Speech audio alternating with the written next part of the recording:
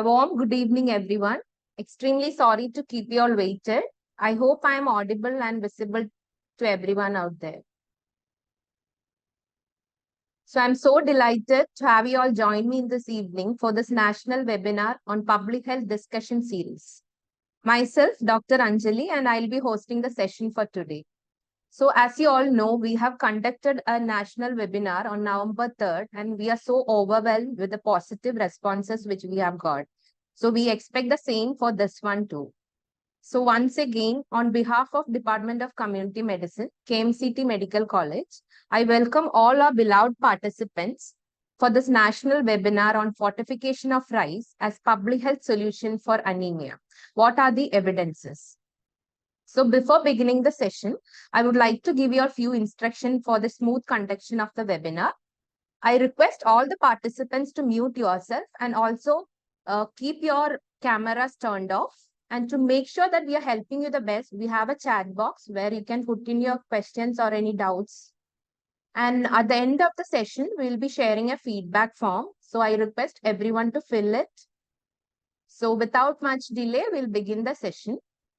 Foremost, I warmly and respectfully welcome the pillar of this event, Dr. Jayakrishnan P., HOD, Department of Community Medicine, KMCT Medical College, to give you all a brief introduction on today's session.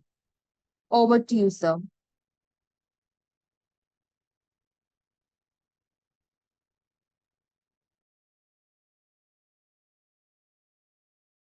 Good evening to all.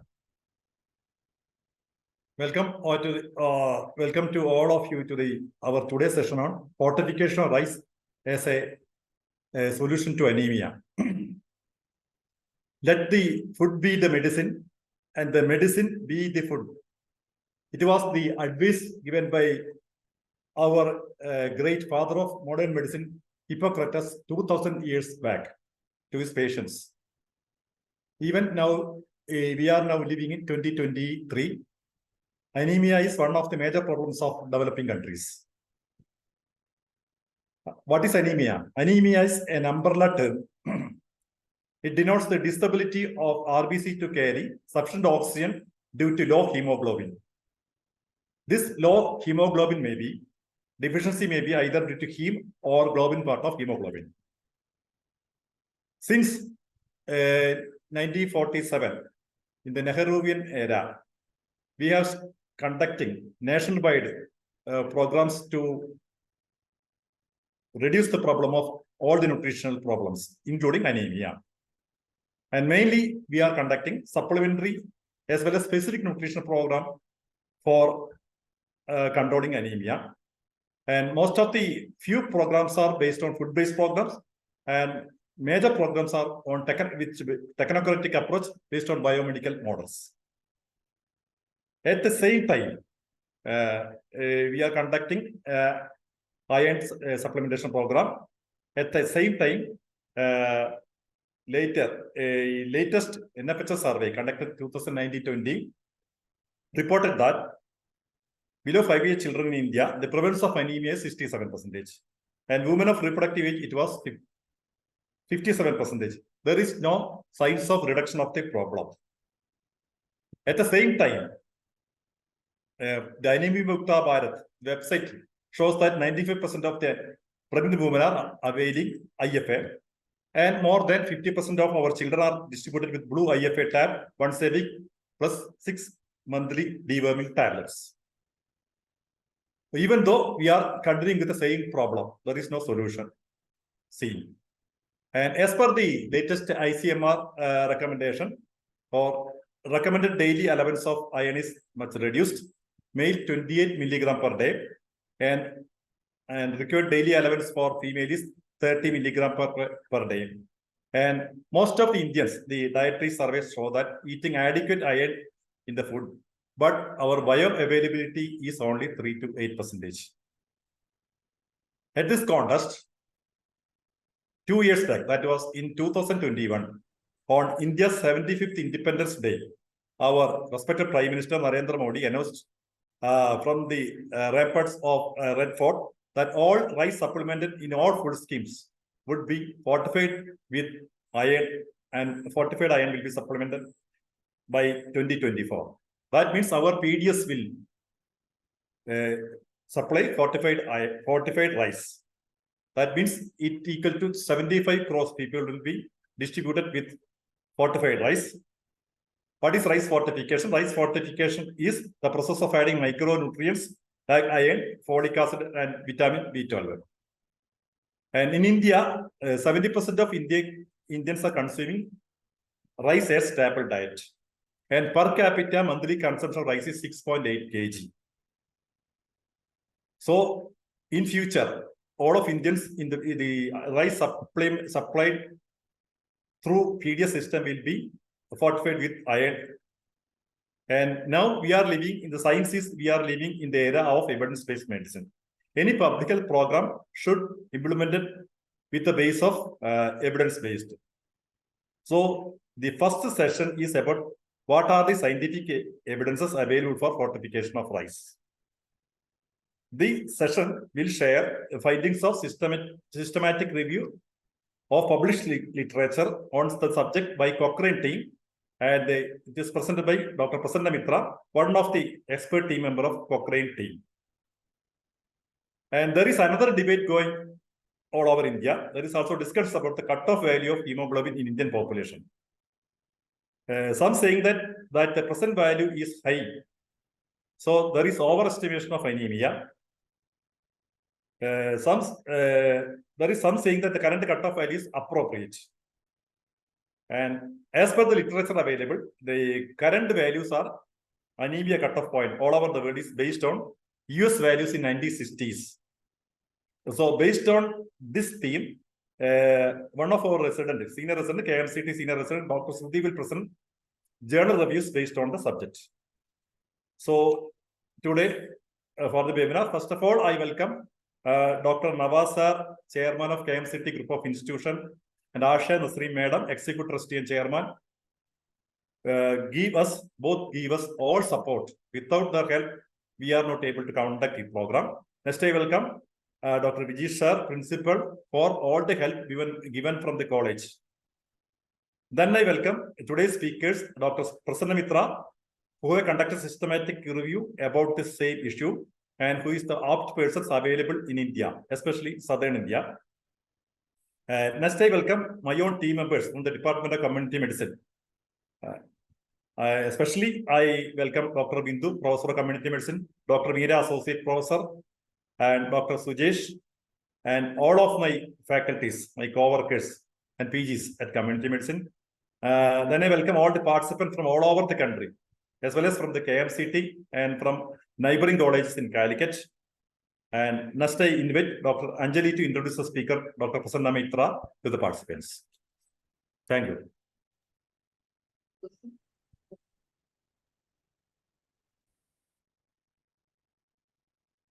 Thank you, sir, for that brief introduction. So for today's main session, we have an expert from the team of Cochrane Review of Fortification of Rice as our renowned guest speaker. We are delighted to have Dr. Prasanna Mitra, sir, who has crossed the boundaries of excellence with his great spirit towards his profession. Sir is currently working as Professor of Community Medicine in the prestigious institution KMC Mangalore.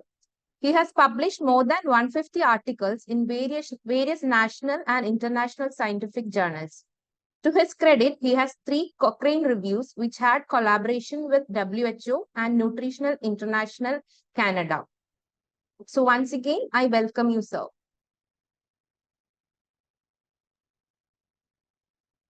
Thank you so much. A very good evening to one and all, respected senior faculties, teachers, and my dear colleagues.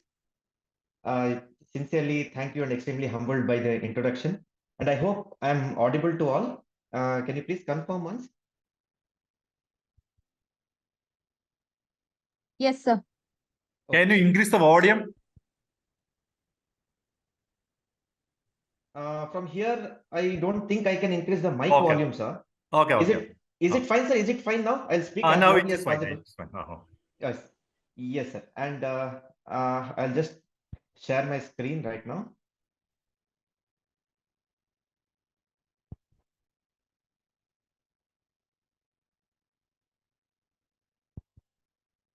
Is my screen visible now? Yes, sir. Yes, sir. Okay, thank you so much.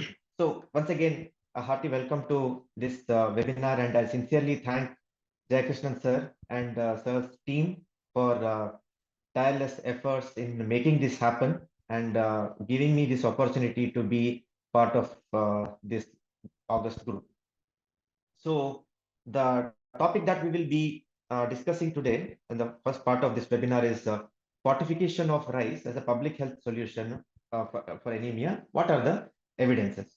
And I have structured my talk in this way. So anemia was still a public health challenge. What are the strategies tried so far? Which strategy to choose now? And why a Cochrane review? Then some other systematic reviews other than Cochrane reviews, and the findings, and then finally, some conclusion. So Jayakrishnan sir has already given an overview to all of us that how big is a problem that anemia is causing to mankind. And excuse me, in 2021, there were reports, especially in the Global Burden of Disease, the GBD reports, which said that the overall global prevalence of anemia is about 24%. To be precise, 24.3%.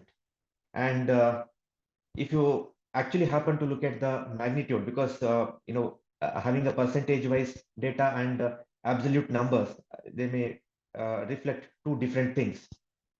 And if you're further interested to read about this magnitude of anemia across different age groups and different geographical regions, the link to the article is given below. The lower part of the slide has the DOI. Can refer to that article. And then if you actually happen to see another face of the magnitude of the problem of anemia, that it actually afflicts more people in the in the entire world, more than the so-called common diseases like back pain, diabetes, all these things put together, even depression for that matter, because post-pandemic era, we have several new challenges, and one of them is, of course, mental health issues. Of course, this is not the purview of this session, so we'll not discuss further on that. And if you also happen to look at the trend of anemia problem, there is a marginal decline, as in there is a small reduction as compared to what it was 2 decades back. But that is not what is that is not what the progress that is expected out of the interventions that went across. And then we all know for sure that developing countries are affected more, and there are specific vulnerable groups, especially children, under 5 children, adolescent girls, pregnant women. The risk of anemia is very high, and so the magnitude is.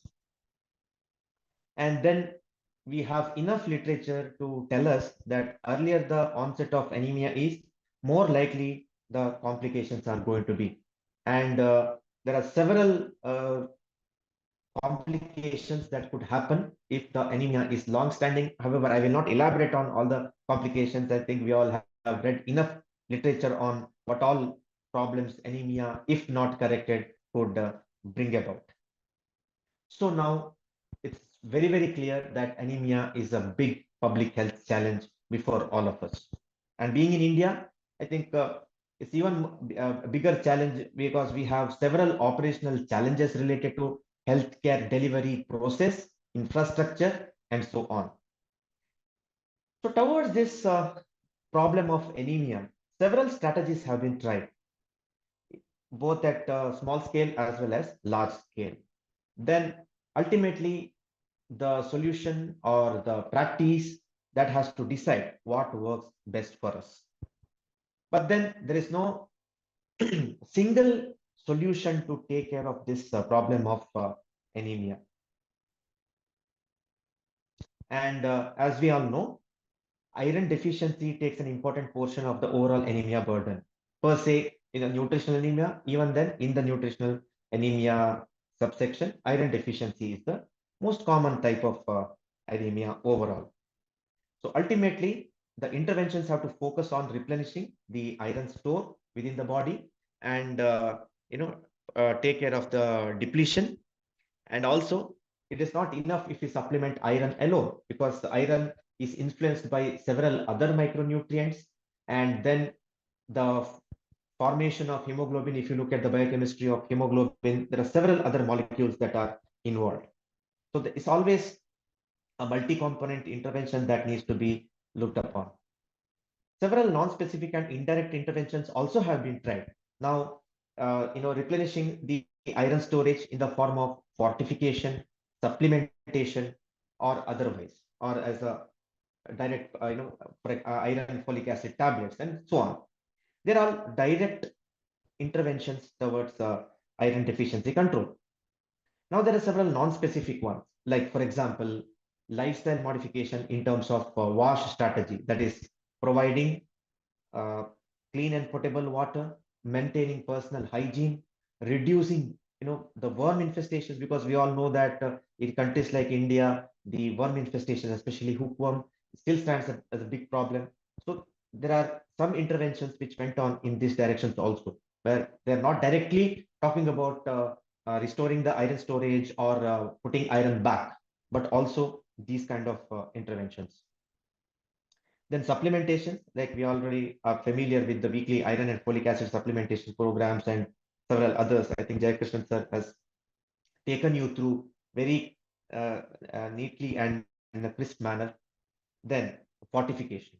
So fortification, as we already know, the process where nutrients are added to food items in relatively small quantities, either to maintain or to improve the quality of a particular population's diet.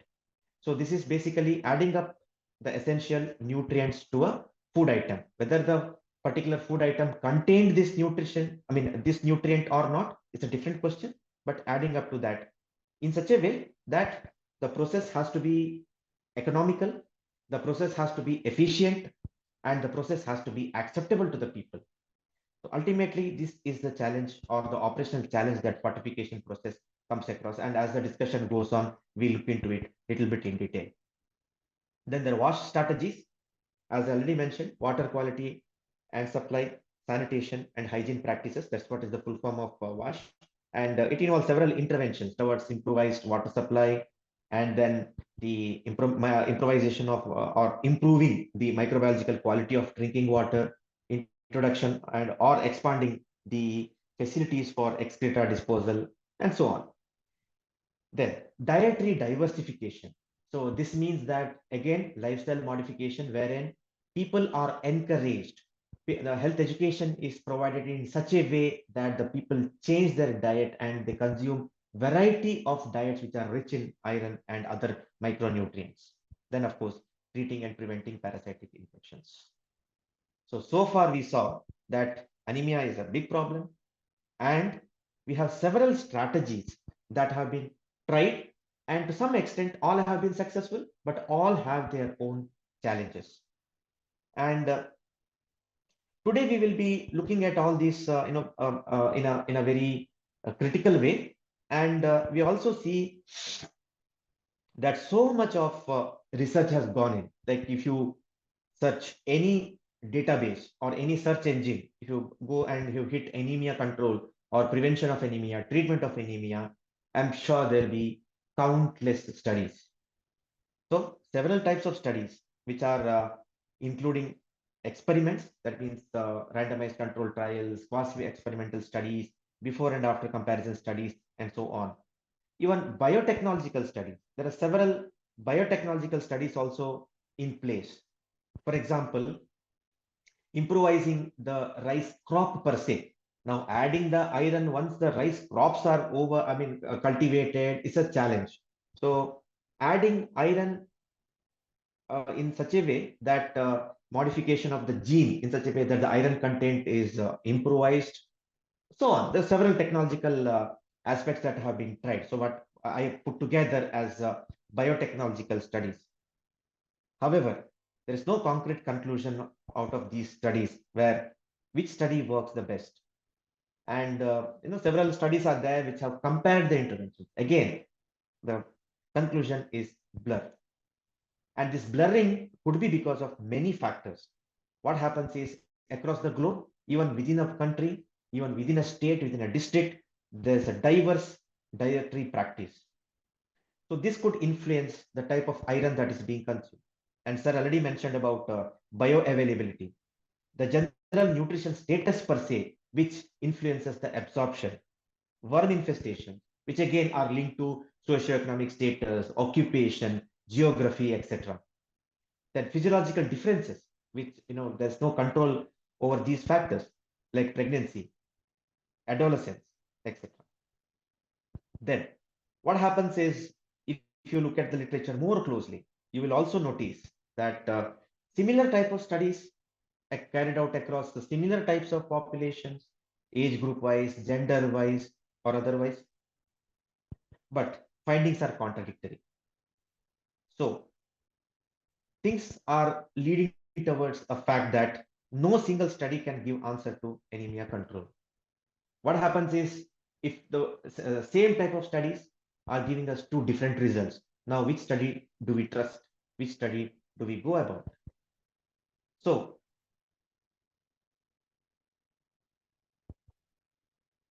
we need a strategy which looks at something beyond a single study. So before coming to that study part per se, let's look at the strategy first. So fortification, why fortification? Why we chose fortification as a strategy compared to all that? Now you saw that there's a point of view supplementation, there is a, as a prescription, there is a wash strategy, there is, so many other strategies. And why fortification? One thing is, we want to reach out to the population. It is not treating a small group of people or applying that intervention to a small group of people. We want to be as large as possible because the problem is large. So it should be applicable as a large scale intervention, and fortification satisfies that criteria. Again, the process of fortification is not simple. And then there are different types of fortification. For example, there is a process called dusting, where there is a machine which takes the rice, and there is a process in which the dusting of iron salts. Of course, I'm not coming to the iron compound as yet. So iron, is dusted, and there's a mechanism in which that dust actually goes and sticks onto the surface of the rice that is getting exposed. Then there is a process called coating. There is also something called as extrusion. And what happens is, the rice is ground. It is as made as a paste mixed with the iron compound of desired effect, and then it is dried, and then that dried mixture is made to pass through a mold. That mold is like a rice. So that mold, when the mixture passes through the mold and comes out, again it comes as a rice grain. So it looks exactly like a rice grain, but it's a fortified grain, and that is mixed in a particular ratio with the unfortified rice, and then that is supplied. And then you may wonder, okay, fortification is fine, but why rice? Rice is because it is being consumed by a significant population at a global level. It's a staple food for many, many people. So that means we have a vehicle here which will actually reach many people in the world.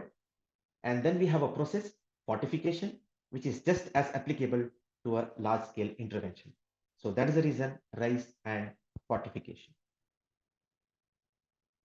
And then post fortification, unlikely that this process will alter the appearance and taste, because we are not providing the fortified rice in toto. In other words, the person is not consuming the fortified rice alone. It's a mixture in a particular ratio. It is mixed, and that mixed rice is consumed. So that means there's unlikely chance of a change in the appearance, color, taste, etc.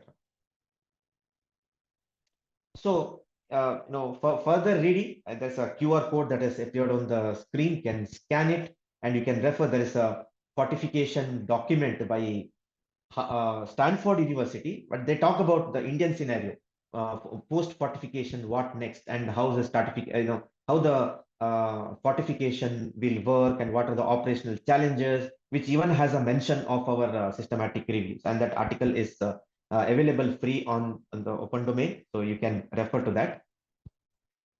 So anemia, the strategies. Out of the strategies, one strategy chosen is fortification, and rice is a staple diet for a good number of people across the world. That is the reason rice fortification. Now, in the previous slides, we saw that single studies, like for example, if we carry out one trial, one randomized controlled trial, one experiment, that is not enough because that is not going to give us the entire picture. So evidence for practice has to happen through evidence synthesis. Now the synthesis is the synthesis of the literature in a systematic way, in a robust way, so that when as a policymaker, as a researcher, as a scientist, we have confidence in recommending that particular intervention. So I just read these lines.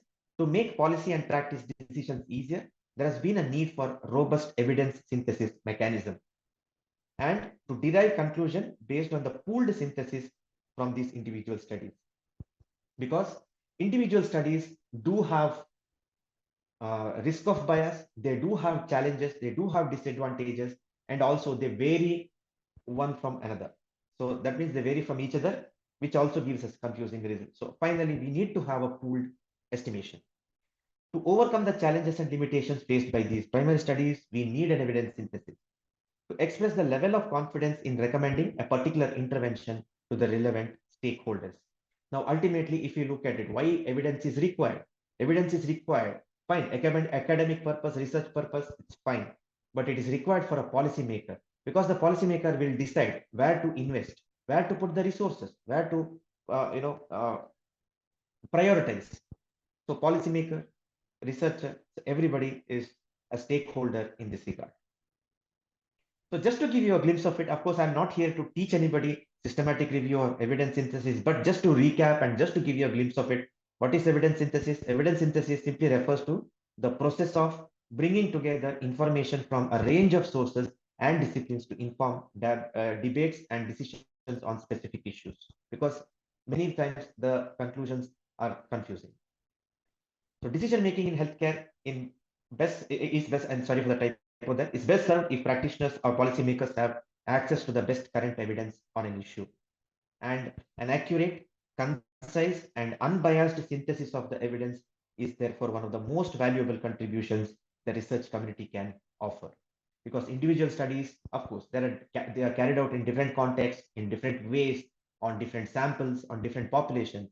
So ultimately, we need to have a mechanism to have an unbiased way to look at these individual studies. Many times, evidence synthesis, the term, is interchangeably used with systematic reviews. It's true in many ways, because a systematic review is one of the ways of evidence synthesis, and the most commonly used and the most robust technique in evidence synthesis. This helps in determining how effective a certain treatment or a drug or an intervention is. And thus, the evidence generated leads to practice of the evidence-based medicine. And that is what ultimately all our goal is. And these statements I have derived from the Cochrane Handbook. So what advantages does this evidence synthesis give us? The advantages are avoiding the waste of resources, because there's no point in investigating a question that has already been answered. That means there are several studies that have been carried out. Again, carrying out a primary study without proper indication is actually a wastage of resources. And before starting a new study, we need to know what are the previous studies that are done, what are the evidence generated from them. And it is a burden on time, manpower, and money. I'm talking about the primary research. So the secondary research or the evidence synthesis can help us in avoiding wasting of these resources. And then, as I already stated, individual studies have limitations. Each individual study's results, they are affected by many factors. And many of the studies have, especially experiments, have very small sample size. Many of the times, I'm sure many would agree with me that when we read journal articles, one of the last sentences in the discussion would read that, however, this study was carried out among the small sample of study design, it is desirable to carry out a larger studies on a larger sample size, and so on. So what happens is automatically the small sample size will have its own problems in coming to conclusion. And of course, methodological issues which are not taken care if we use or if we depend on only on these primary studies.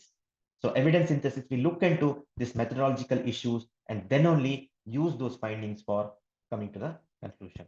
And if you look at the evidence pyramid, the systematic reviews and meta-analysis are on the top. That means as we go up the pyramid, the quality of the evidence increases, and that is just what we want. And also the complexity of the process also increases. However, we should never forget that evidence-based medicine, evidence-based practice is a combination of three individual domains: clinical expertise. So what is our field knowledge? What is our public health expertise in this regard? Regarding anemia, regarding the intervention, regarding the acceptability of this intervention. What is the best quality evidence? And of course, the patient values. Of course, here our patients are the community. So what is the values of the community that we need to look into? So of course, in this session, what we are seeing is the one domain of it, that is the best evidence. So systematic review is a review of the evidence of a clearly formulated question that uses systematic and explicit methods to identify, select, and critically appraise relevant primary research and to extract and analyze data from the studies that are included in this review. So overall process, just to give you a glimpse of it, it starts with the identification of a review question and a robust methodology.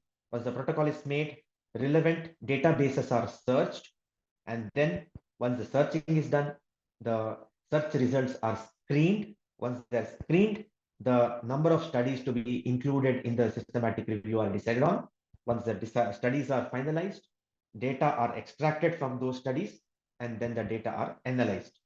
And along with that, individual study quality, what we say is quality of the included studies, are also assessed. So finally, what happens is the report of a systematic review ideally should contain two components: qualitative and quantitative. Quantitative is in the form of meta-analysis, which will tell us the odds ratio or the risk ratio, and also the qualitative aspect of it. That is, how good are the studies? How much we can rely on these numbers, because we cannot look at the numbers alone. What happens is systematic review is conducted, but the included studies are all of poor quality. So that means if you put a poor quality study in, we cannot get a good quality evidence. Okay, so that cannot happen without assessing the quality of the studies. Then we may also get a question. Okay, systematic review, fine. Evidence synthesis, fine. But why Cochrane? Now, Cochrane collaboration is a non-for-profit collaboration. Of course, now it is owned by Wiley Group. The Cochrane collaboration has been in the scene for more than 3 decades now. And the collaboration has come out with several guidelines, several handbooks, softwares, mechanisms, and so on. You name the material and the collaboration has come out of it. And several thousands of selfless brains have worked towards developing these materials. And just to give an example, that they have methodological expectations of Cochrane intervention reviews called as MESIR, again available on the open domain. They have backup softwares, systems, and all these are very, very robust, very, very tight. Because only if we have, I'm sorry, is there a, I hope I'm still audible.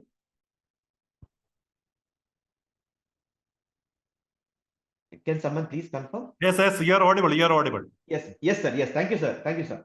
So there are so many documents, so many guidelines, which actually will help the people to the last dot and dash. So that is why Cochrane reviews are considered to be superior to other systematic reviews. Having said that, I am not undermining the quality or the work of other systematic reviews. I'm not saying other systematic reviews are bad, because many systematic reviews do use Cochrane methodology because very stringent, but they do not end up doing a Cochrane review because the process is time consuming and it has its own time delays and other problems. So what we need to think is, fine, we have individual studies which have their own limitations, but we have an unbiased way to look at them, assess their quality, and then come to a conclusion. So what I want to make one thing very, very clear is, we should never look at the numbers alone, because when some reports or documents are published or when they were typed in, they'll just show the nice numbers of risk ratio, p-value significant and all that. That is not enough. It cannot be looked in isolation, because that numbers are coming from some studies which have challenges. So we need to put these quantitative and qualitative together, then come to a conclusion. So coming to the rice fortification, what Cochrane review that we did, it is actually a WHO commissioned systematic review, because World Health Organization was coming with a guideline for rice fortification. Because Sir Jayakrishnan sir mentioned earlier about the Prime Minister making an announcement and how the public distribution system will have fortified rice and all that. So they're all in line with the WHO guidelines. So for the guideline development, they wanted several evidences, and one of them is the systematic review that we carried out. So in this, we searched 20 databases. Of course, we had the backup of the WHO and other affiliated institutions. So we could get access to 20 or that databases and also other sources for possible studies. And we included randomized control trials, quasi-randomized trials, and before-after comparison studies. Of course, now they are called as BA studies. So why all these? Because we know that among all the primary studies, RCTs, randomized control trials, are the best study designs. But then what happens is many places they might not have carried out RCT to check whether rice fortification works or not. Maybe because of operational challenges, maybe because of financial reasons or anything. So that is the reason we did not want to lose out on any relevant piece of evidence. And what we included is any population more than 2 years, because if you look at the epidemiology, if you look at the pathophysiology of anemia, less than 2 years, one thing is the numbers are different, the way it occurs is different, and then they also have operational challenges in terms of implementation, because even if you have look at some studies that were carried out, how to implement, because less than 2 years, their dietary habits are not yet set. So that is the reason. And we included all the population, including pregnant women, from any country. Now, again, what happens is country to country, the type of iron, the type of absorption, everything varies. However, in the analysis, we have taken all these factors into account. And the intervention which we studied was fortification of rice with at least one micronutrient or a combination of several micronutrients. Of course, iron was one of the important micronutrients that we looked at. There were also other micronutrients, because we are looking at malnutrition per se, where anemia was one of the major components. And this iron fortification of rice was compared with unfortified rice or no intervention. So in a sense, we had two comparisons, but of course, we did not get any study that had no intervention arm in it. And thus, when we searched that many databases and thousands of hits and screens and all those processes followed, we finally could include 17 studies. And this 17 studies provided us with 10,483 participants. Okay, and again, we had only 2 RCTs which had low overall risk of bias.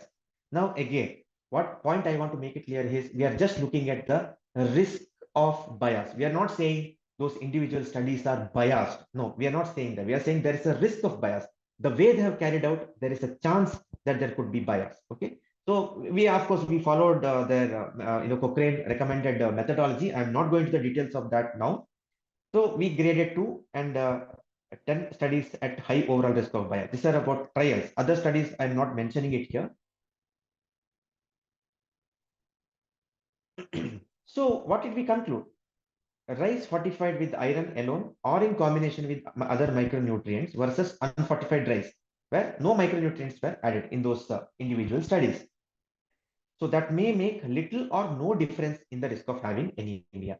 And if you look at the risk ratio, you'll see that it's marginal, and the quality of evidence is low.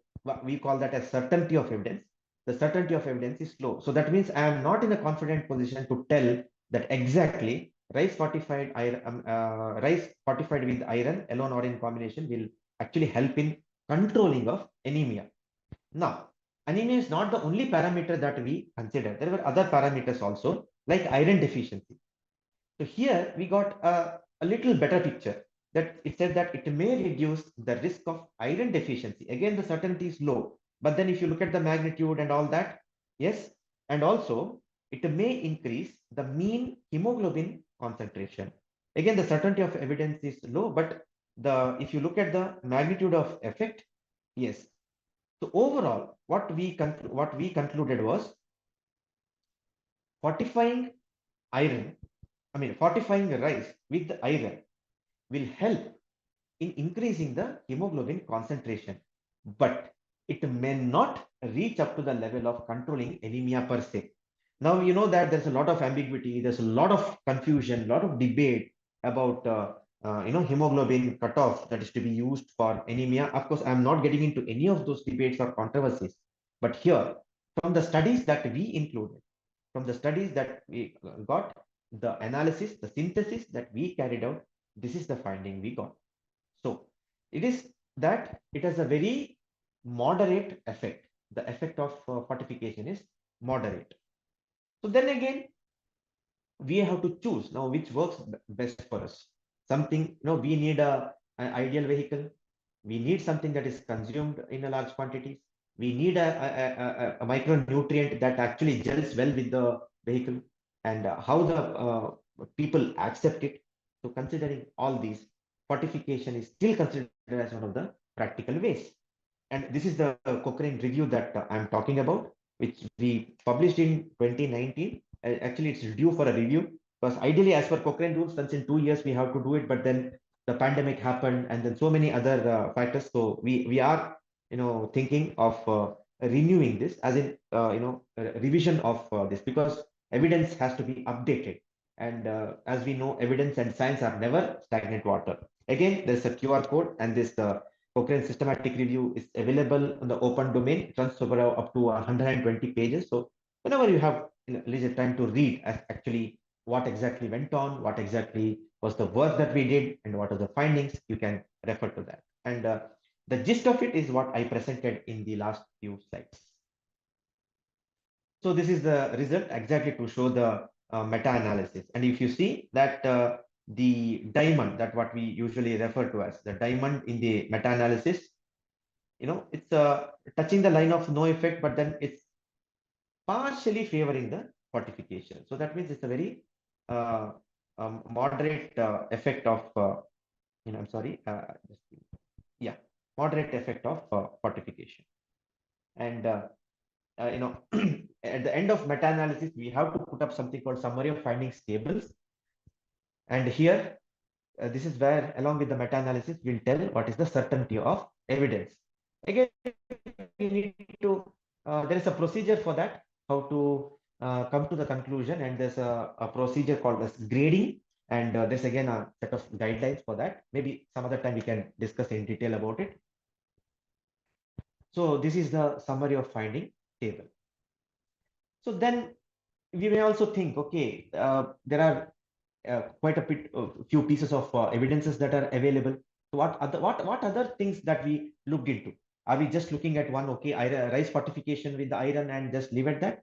No, we also carried out an overview of systematic reviews. So in other words, it's a systematic review of systematic reviews. And here we try to get an insight into comparative efficiency of several strategies. So there is, some of the strategies that I mentioned earlier. So how this individual systematic review? So there are several systematic reviews that were carried out from time to time, and to compare many systematic reviews which are actually flowing in. So this was the objective, that to map the interventions available for addressing childhood and adolescent anemia. So actually, we focused on childhood and adolescent anemia here, and systematic reviews, both Cochrane and non-Cochrane. So we got 46 systematic reviews, because this included various strategies, not just fortification alone. And this, just to give you an overview, that we had systematic reviews that looked at supplementation, fortification, supplementation and fortification together, diversification, deworming, wash, H. pylori treatment, anti-malaria treatment, and so on. And these are the, this is a mapping of those systematic reviews across the world from which part of the, globe they were carried out. Okay. So this is again published in Frontiers in Public Health.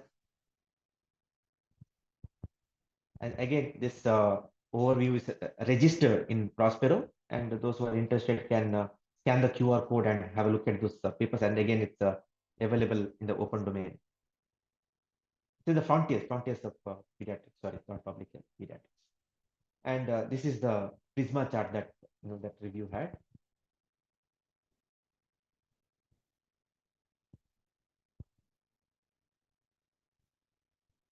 So again, we carried out a super meta-analysis for some of these, and then we also looked at other recent systematic reviews. Okay, this is again one of the systematic reviews that is published after we published the Cochrane review, and they also found a moderate effect of fortification of rice with iron. But of course, this systematic review, this is published in the Journal of Family Medicine and Primary Care in 2022. Again, it's available free of cost on open domain. You can scan the QR code and you can just get access to that article for further information. And here, of course, they have carried out a meta-analysis, and they had also included without the age boundary. So they had little more studies as compared to our Cochrane systematic reviews. And fine, if you search, you will find several such systematic reviews. But then all of the systematic reviews, they come out with one point that, it has a moderate effect. The fortification of rice has a moderate effect. It will help in marginal increase in the hemoglobin concentration. And, some say anemia control, but again, our Cochrane review said not.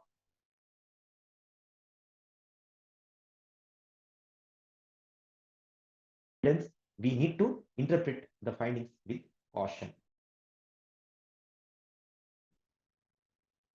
So that is what I had to put forth the findings, and I'm extremely grateful to my gurus, because of whom I embarked on the journey of systematic reviews. Our Dean, KMC Mangalore, Professor Unnikrishnan sir, and Dr. Srikumaran Nair sir, who is the professor and head of Department of Biometrics and Statistics in JIPMER, and our WHO collaborator and our mentor, Dr. Juan Pablo Pena Rosas, who's based in Geneva. And also my sincere thanks to all of you for your patient listening, and team KMCT led by Jayakrishnan sir, and also the management of KMCT for being generous enough to allow us to have this program. Thank you one and all. And if there are any questions, I'm open to question now. To whatever best possible extent that I can, I'll try to answer. Thank you.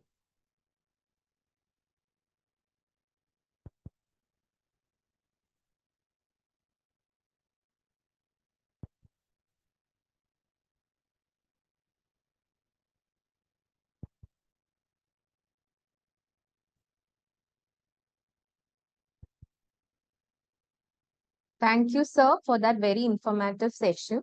It was indeed an excellent opportunity to learn from you and be inspired to think beyond, sir. So if anyone has any comments regarding the first session, you may please put it in the chat box. So meanwhile, we have an eminent person who have joined with us today, Dr. K.R. Anthony, sir, who is an independent monitor, National Health Mission, Government of India. Sir, would you like to share any comments on the first session if you are online, sir?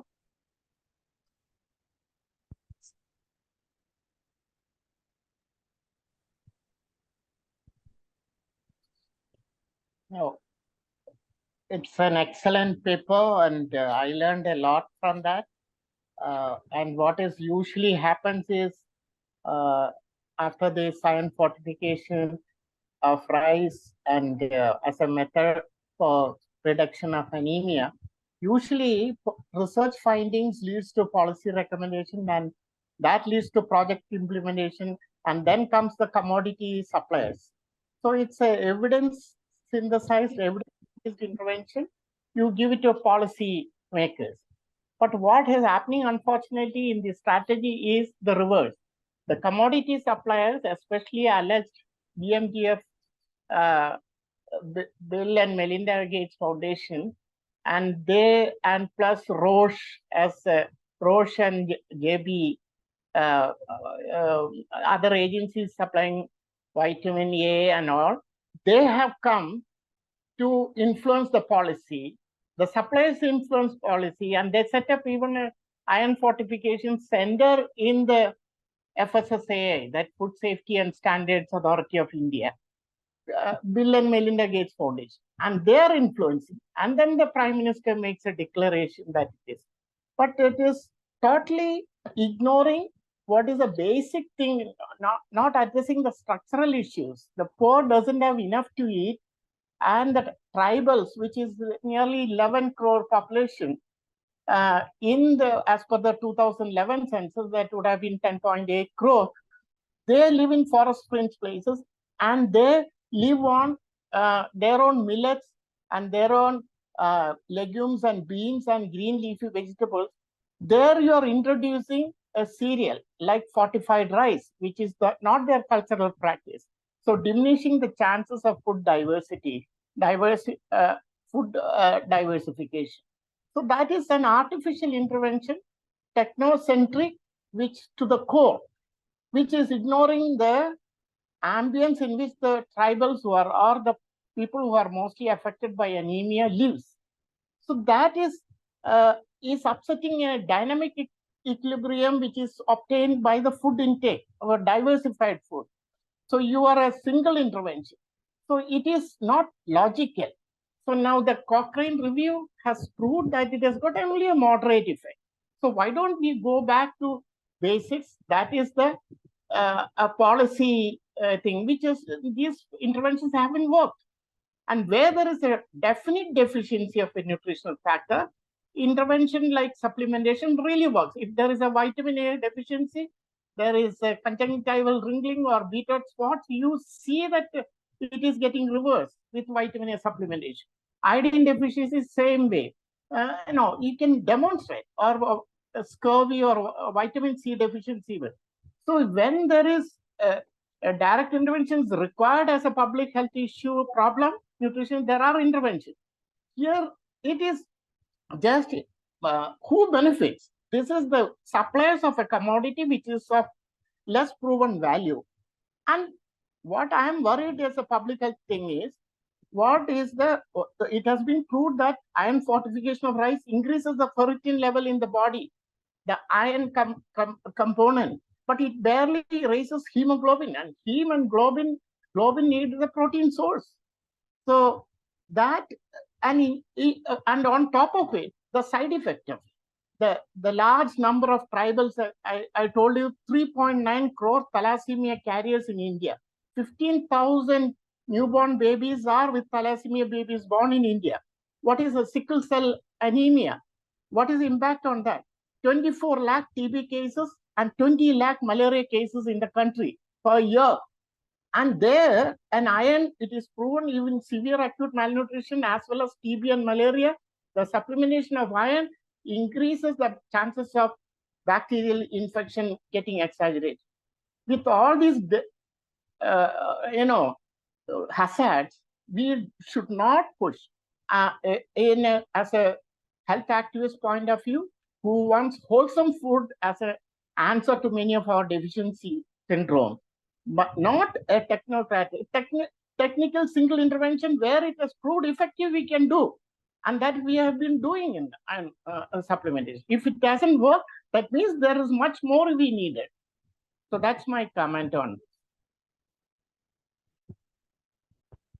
Thank you, sir. I think I totally agree with what you said, because it has to be need driven, need of the population. I mean, the beneficiaries rather. Okay, but yeah, I think there are two questions in the chat box. I think more or less we have answered that actually. I think Dr. Nazar has put up, if iron fortification is not doing good, then why government is promoting this strategy. So one thing is, if you go by that, some action is better than no action. But then again, it's again open to debate. But the guidelines, actually they have used these systematic reviews and other evidence and everything. They're saying moderate, but then they're going ahead with the implementation. But actually, the other message, the other way that we need to think about is we need to carry out good quality primary studies. I think still the research is needed, good quality studies. So suppose we come out with the good quality evidence, and then by that I mean the the quality of evidence from the primary studies. Okay, so then I think the strategy will be further justified. But then, we do not have a answer in the form of yes or no here, but that is the reality of situation. And then there is also a question is there any added benefit of fortifying iron and other micronutrients as compared to plain iron? Yes, you can refer to the meta-analysis and other tables that we come, because just in the best interest of time, I did not project all our findings here. What happens is the effect is little more, but overall interpretation remains the same. We carried out a subgroup analysis, as in we carried out analysis separately for iron alone, separately for iron and other micronutrients. So we did not find much difference, though it's having other micronutrients are better because they will also help in other micronutrient deficiencies which go unnoticed many times. One So- question I want, one of the studies shows that iron fortified rice, there is an associated increase in hookworm infestation. That I find it quite ridiculous, that to establish a cause and effect between fortified rice increases or decreases hookworm infestation. That is totally irrelevant. True, sir. And again, if you see, there's only one study. So we did not put much of reliance on that in a meta-analysis. We were mostly focusing on the outcome of anemia, hemoglobin concentration, iron deficiency, and other iron biomarkers, and that's it. And also, sir, if you happen to see, we also have done 2 more systematic reviews, Cochrane systematic reviews. That is on wheat fortification and condiment fortification. Condiment, that is salt, spices, and all other items. Of course, we have defined what we mean by a condiment, etc., and fortification of that. So all the 3 Cochrane reviews, and of course, the studies that are included all are different, but more or less the finding is same, the fortification strategy per se. Now, I am not the right person to comment on the cost of fortification compared to benefit, because in India, we do not have much of a cost benefit analysis studies. If my memory goes right, a couple of countries in Asia, especially China and other rice-eating countries, there are a couple of studies. There, fortification process, again, that depends on what fortification is done, because I just described only a handful of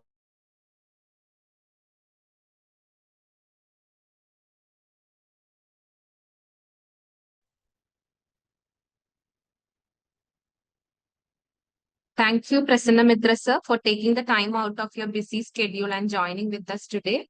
And I also thank Dr. Anthony sir for sharing your valuable comments. So due to shortage of time, we are moving on to the final session of the day, a journal review on cutoff point of anemia by Dr. Shruti Krishna P., Senior Resident, Department of Community Medicine, KMCT Medical College. Over to you, Dr. Shruti.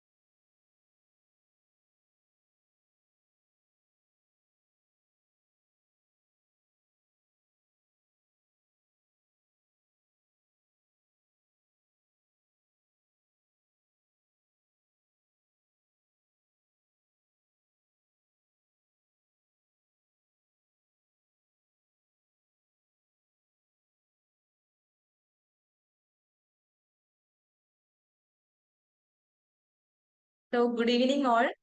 Am I audible? Yes, audible. You are audible.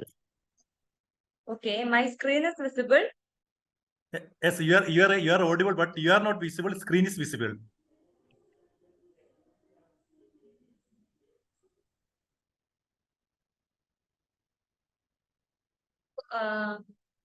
slides. My slides are visible, isn't it? Yeah, okay, visible. Okay. So, good evening all. So today we are moving on to our second section. So myself, Dr. Shruti Krishna, Senior Resident from Department of Community Medicine. And thanks to the department for giving this opportunity. And today I am going to deal with the cutoff point of anemia, a journal review.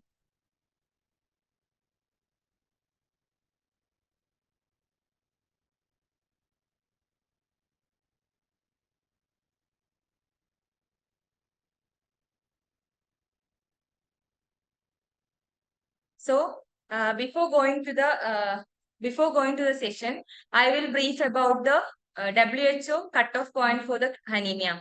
So in this slide, you can see for 5 months, up to 5 months, 5 years of age, the hemoglobin cutoff value, it is 11. And for 5 to 11 years, it is 11.5. And 12 to 14 years, it is 12. And non-pregnant women, it is 12. And for pregnant women, it is 11.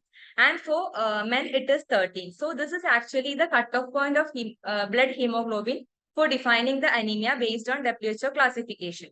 So based on the NFHS data, the survey which is conducted in India, you can see in this graph, and in the year, in the NFHS data 2, it shows that the prevalence of anemia among children, it is 74.2. And when we come to this NFHS 3, it has become 69.4. And further, it is reduced to 58.6 in NFHS 4. But we see a drastic increase from blood hemoglobin value from 58.6 to 67.1. So actually, we need to think why it has happened. Okay. So you can see in this slide also, we can see there is a drastic increase or increasing the blood hemoglobin, that is prevalence of anemia from previous NFHS 4 data.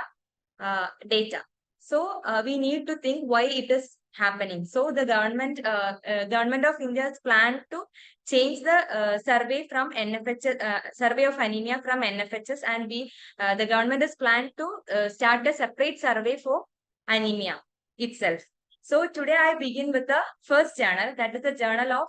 It is the evaluation of hemoglobin cutoff level to define anemia among healthy individuals. This is actually the research work conducted by Oyo Ado, and all are from the institution from the Georgia.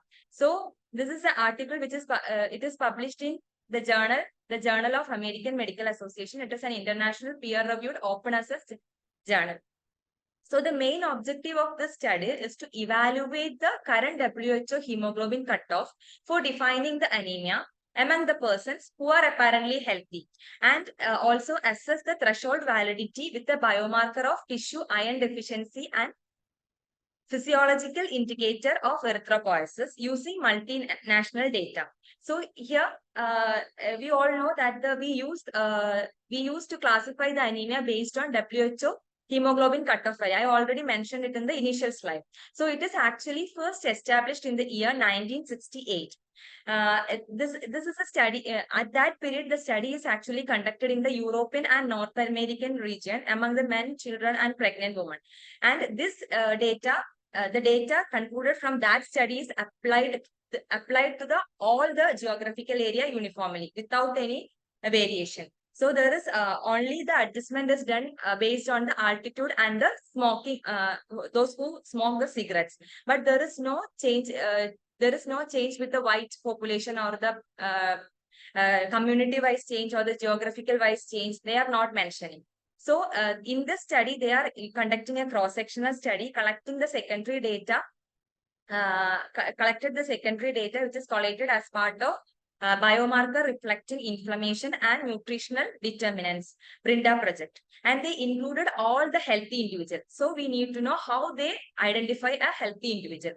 So they identify the iron replete, that is a ferritin value which is more than or equal to 12 nanogram per milliliter. And there is no evidence of vitamin A deficiency, and there is no inflammation or the malaria. So this is how they classify the healthy individual, and they excluded all the individual with unhealthy biochemical data. And when we come to the result of their study, you can see here that is a forest plot, which is showing the survey specific and pooled 5th percentile of hemoglobin in a multinational samples of 13,445 apparently healthy preschool children aged between 6 months to 59 months, that is up to 5 years of age. So in the bottom of the slide, you can see a red box, that is a pooled prevalence of the blood hemoglobin value. It is actually the 9.65%. 9.65 gram per deciliter. So this is actually almost 1.7 gram per deciliter difference from the current hemoglobin cutoff value. I already mentioned for the children, it is almost 11. So there is almost 1.37 difference is there. So, so this is a pooled prevalence. And when we come to the pooled prevalence of anemia among the non-pregnant women aged 15 to 49 years. So you can see at the bottom, there is a pooled prevalence. It is actually 10.81. So I already mentioned that is 12 is the cutoff value for the blood hemoglobin value for women, for non-pregnant women. So this is also show a gap, isn't it? So there is the WHO cutoff, it is 12, but now we got in this study, we got the pooled prevalence, it is 10.81 gram per deciliter. So on the conclusion, in this research article, they collected the data from almost more than 39,000 individuals from different countries. That's almost 25 countries they examined. So the current, so they found out that the current WHO hemoglobin cutoff level for defining anemia among preschool children as well as non-pregnant women were found to be significantly higher than the 5th percentile of the hemoglobin in apparently healthy individual for most of the country. Okay, so this is the conclusion. And when we move on to the second journal, it is actually the hemoglobin threshold to define anemia in a national sample of healthy children and adolescent aged between 1 to 19 years in India. It is actually a population-based study. And the investigator is the Harshpal Singh Sachdev. He is actually from the National Nutritional Council, and also the person, it is Umesh Kapil, and the Gurupat sir is also the part of the study investigation team. And this research article is published in the Lancet Global Health with impact factor of 34.3. And when we come to the methodology of the study, this is actually a population-based study. Here also they collect the data from the secondary source. So they collect the data from the comprehensive National Nutritional Survey, and which used rigorous quality control measures during the sample collection and in the laboratory analysis. And here also they included the healthy individuals and they excluded the unhealthy individuals. So how they classify the unhealthy individual? The individual with the iron, folate, vitamin B12 and retinol deficiencies, and participants with any kind of inflammations or the variant hemoglobin, that is hemoglobin A2 or the hemoglobin S, and history of smoking. So they excluded these participants from their study.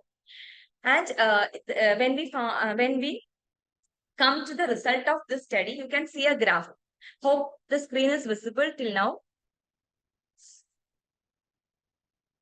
Okay. So in this graph, you can see that blue line, it is actually the WHO cutoff value, and the this red line which is shown, it is the cutoff pooled hemoglobin value collected from this study. So you can see that in the initial 1 year that there is a large gap between the pooled hemoglobin value of this study and the WHO cutoff value.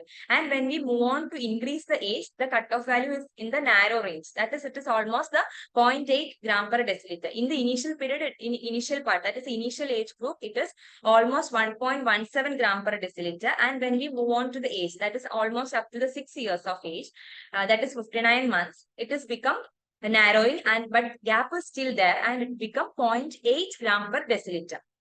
And when the age is increasing and it is, when reached at the 19 years of age, the gap is still there, but the gap is narrowing. And this is the graph which is for the boys. And when we move on to the girls, you can see there's a large difference. And in the initial period, that is at the 1 year of the age, there is a almost 1.127 gram per deciliter difference is there. And when we move to the age of 59 months or the completing the 5 years of age, the gap is there. But when we compare to the boys, the gap is much larger in girls. And also at the age of 19 years, there is also the gap in the pooled prevalence, pooled hemoglobin value of the participants in this study group, and also the WHO cutoff value for the anemia.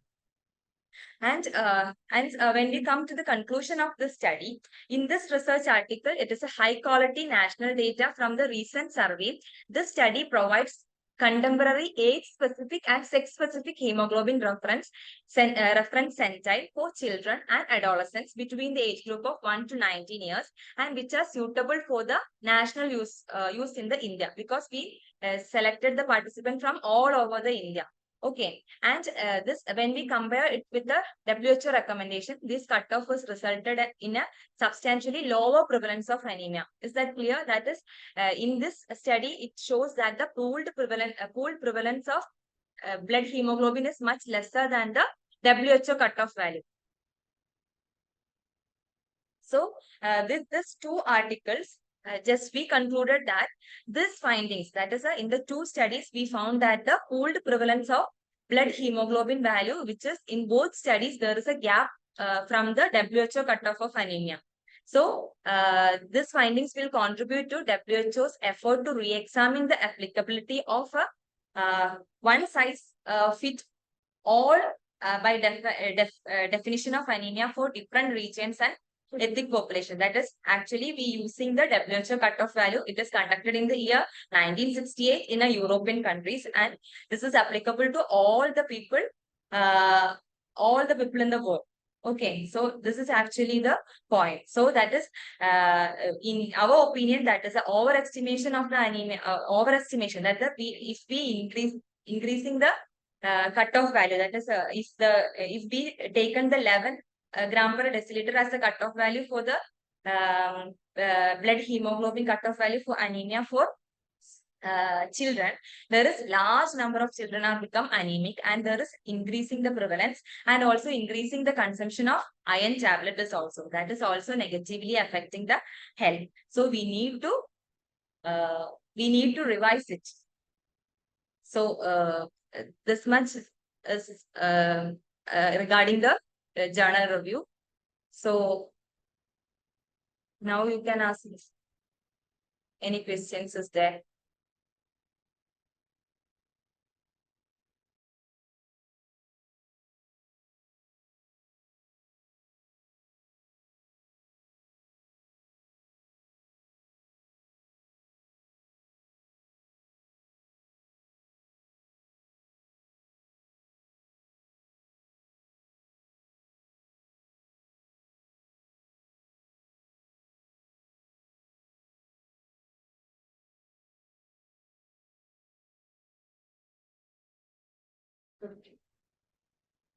Thank you, Dr. Shruti. So we have almost come to the end of today's session. So we have shared a feedback link in the chat box. So I kindly request everyone to fill it out, and we'll be issuing an e-certificate. So now I welcome Dr. Meera S. Nair, Associate Professor, Department of Community Medicine, KMCT Medical College, to deliver vote of thanks. Over to you, ma'am. Am I audible? Yes, ma'am, you are audible. Okay, thank you. A very good evening to one and all who are present here in this platform. Respected Chairman and Managing Trustee, KMCT Group of Institutions, Dr. K.M. Nawaz sir, Director and Executive Trustee, KMCT Group of Institutions, Dr. Aisha Nazreen Madam, Principal, KMCT Medical College, Dr. Vijesh Venugopal sir, Professor and HOD, Department of Community Medicine, KMCT Medical College, Dr. Jayakrishan sir, Professor, Department of Community Medicine, KMC Mangalore, Dr. Prasanna Mitra sir, was an expert team member of the Cochrane Review. faculty of Department of Community Medicine, KMCT Medical College, and all the delegates of this webinar. At the outset, I feel privileged to extend a vote of thanks for the Public Health Series webinar of today. I would like to say that some of the most wonderful and elegant things in this world cannot be seen or even touched. One among those is gratefulness, which must be felt wholeheartedly. I would like to sincerely express great reverence to the blessings of Almighty for making today's occasion a resounding success. On behalf of the Department of Community Medicine, KMCT Medical College, I extend my thankfulness to each one of those persons who have worked on screen as well as off screen to make this webinar happen. Primarily, I would like to sincerely express my gratitude to our chairman and managing trustee, Dr. K.M. Nawaz, who is the Supremo of KMCT Group of Institutions, for granting us the sanction readily to conduct this national level webinar. Thank you so much, sir. Next, I would like to express my deep sense of gratitude to the Director and Executive Trustee, KMCT Group of Institutions, Dr. Aisha Nazrin Madam, for her constant support by providing us all the essential prerequisites in organizing and running this program. Thank you, Madam. A special mention goes to our beloved principal, Dr. Vijesh Vinogopal sir, who inspires us to achieve our best and serves as the pillar of support. Thank you, sir, for all your support. Next, I would extend my immense gratitude and respect to our head of the department, Dr. Jayakrishan sir, for his pivotal and inspiring role in encouraging us to conduct this webinar. Thank you, sir. I would like to express my heartfelt appreciation to our proficient speaker, Dr. Prasanna Mitra sir, Professor, Department of Community Medicine, MC Mangalore, who has devoted much time and energy for sharing his dynamic vision and insights about this very interesting topic. The true sense of scientific knowledge regarding the relevance of fortified rice was elucidated by sir very effectively. The enlightening speech delivered by our learned speaker in this webinar would definitely enhance the know-how the participants herein. Thank you so much, sir, for accepting our invitation to this webinar as a resource person and for your active role in this program by keeping us informed on the recent updates of the subject. Thank you, sir. Now, next, the worthy and valuable comments offered by Dr. P.R. Anthony, sir, the Independent Monitor of National Health Mission, Government of India, are highly appreciable, and as such, I would extend my great regards and gratitude to him. Next, I would like to extend my gratitude to my dear faculty members of Community Medicine Department, KMCT Medical College, for their constant support, guidance, assistance, and cooperation for making this program fruitful.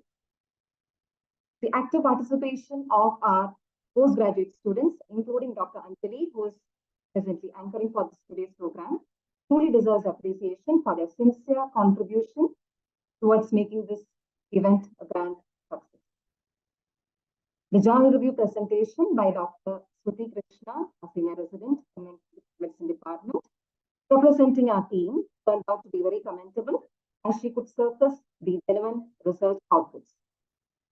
Now, let me extend my sincere and cordial gratitude to all other members, non-teaching members of our department, the technical as well as the IT members, IT staff of our college, who involved and contributed very extensively for the smooth conduct of this program.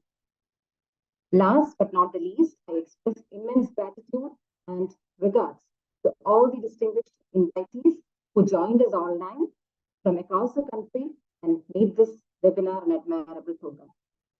I'm thanking you once again from the bottom of my heart. Jai Hind.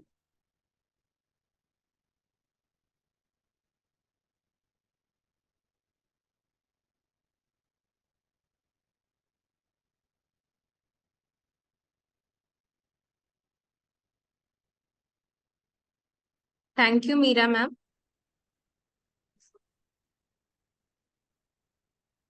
We have shared a feedback link in the chat box. So I kindly request everyone to fill it out for issuing the e-certificate. And we have also shared a link of our institutional YouTube channel. We'll be uploading the whole session in the YouTube channel in 2 days. So once again, thank you all the beloved participants to join us this evening, and we really appreciate your willingness and enthusiasm to participate in the webinar. Thank you everyone and good night.